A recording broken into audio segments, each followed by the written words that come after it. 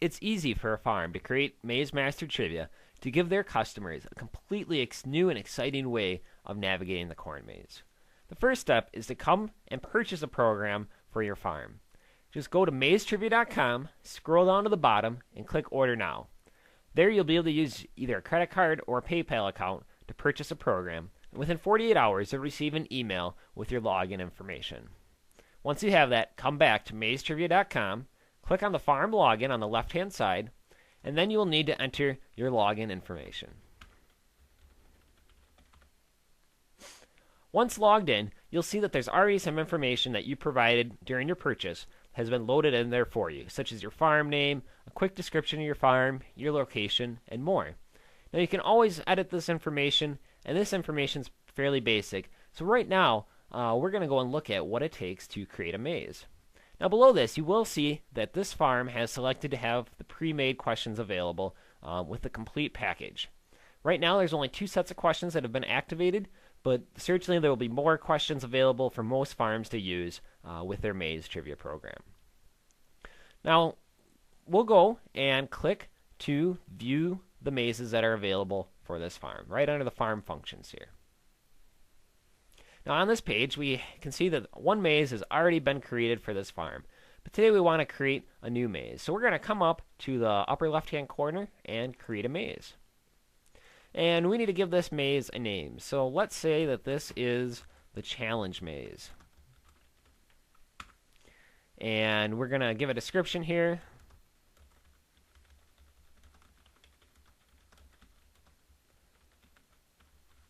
And this is something that your visitors will see when they come to your maze page. So we're going to create the maze. Now maze trivia is real easy in that the program does a lot of the back end work. You set it up once, and after that there's really no work for the program or for you to keep maintaining it. The Maze Master will continue to generate the cards and do all the hard and dirty work for you. So now we can see here that the challenge maze has been created, and we're going to come over here and click on Edit, and that'll allow us to create some questions. Now right now we can see that we only have one question created, so we need to go and set some options. Now let's take a look at the maze that we're going to be using and what that map looks like. We can see here that we got 6 checkpoints, so we'll need to create 6 checkpoints in this maze. Now checkpoint number 1 has 3 options. We can either go to the left, we can go straight, or we can go to the right. So we'll come back over to our Edit Maze function, and we know that all 3 options are available: left, straight, and right. So we'll check all those options. Now we'll look at the map and see what's available for that as the correct answer. And obviously if we went left or if we went straight, we're just going to end up in dead end. So we need to go to the right. So we're going to select under the correct answer column, right. And you'll see here it only lets you select one right answer.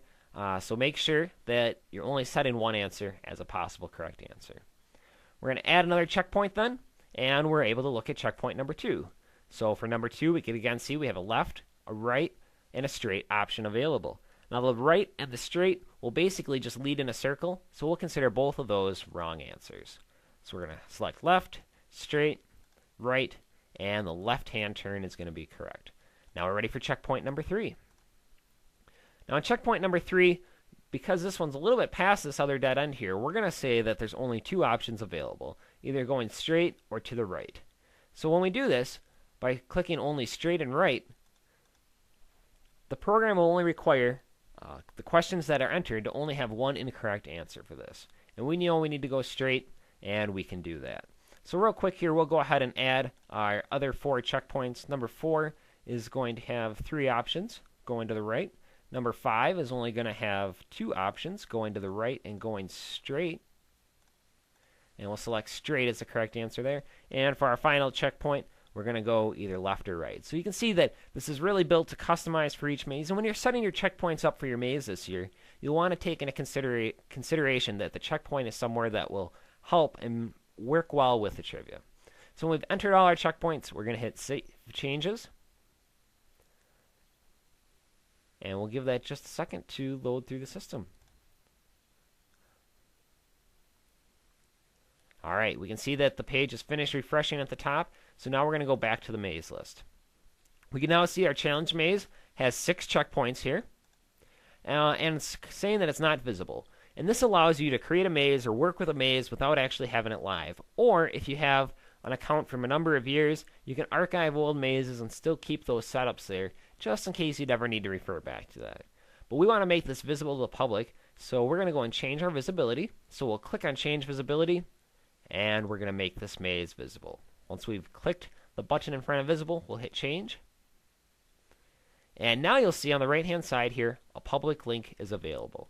So let's go ahead and click on that, and that opens up into a new window. Now we can see here that the maze has been created with all those checkpoints. As we said before, number 1 has a correct answer and 2 incorrects. 2 has 2 incorrect options. 3 only has 1 incorrect option, remember, because we didn't have a left-hand turn. So the maze master automatically goes through and figures this out. Now when somebody comes and enters these questions and the incorrect or correct answers, it'll automatically fill these in. So for number 1, maze master knows that it needs to go right. It'll set that in for right. For number 2, it knows that it needs to go left. So it'll set whatever the correct answer is as the left-hand option. So you don't have any maintenance with this. Now if you want to create some other questions for your farm that you can have available maybe for walk-in visitors as opposed to a group that would come and edit this ahead of time, this is where you can use those pre-made sets of questions. So for example, let's click on Corn Trivia, and we'll see here it automatically went through and generated a card for us that we can print off. If we wanted to maybe edit this for something a little more practical, rather than being a full sheet of paper, we could just go ahead, highlight all the text in your browser, copy it, and paste it into an editing application such as Microsoft Word or Microsoft Publisher or other programs that you might use to print documents. Now it is important to note that most of the pre-made sets of questions are limited to only 15 questions. So if you're going to have more checkpoints in the maze, those questions will not even display as an option because it knows there won't be enough in there. So make sure that you don't put too many checkpoints in your maze, or if you do, recognize that you might not have access to most pre-made sets of questions. And that's all it takes to set up a maze. Now on your farm's website, you'll just provide links to your customers that'll go to the maze and this information page like you saw here. You can link to some of these videos that show them how to set up their maze, and as long as they plan ahead of time and go and create their cards before they get to your farm, it really creates a unique experience for anybody who will be visiting your maze this fall.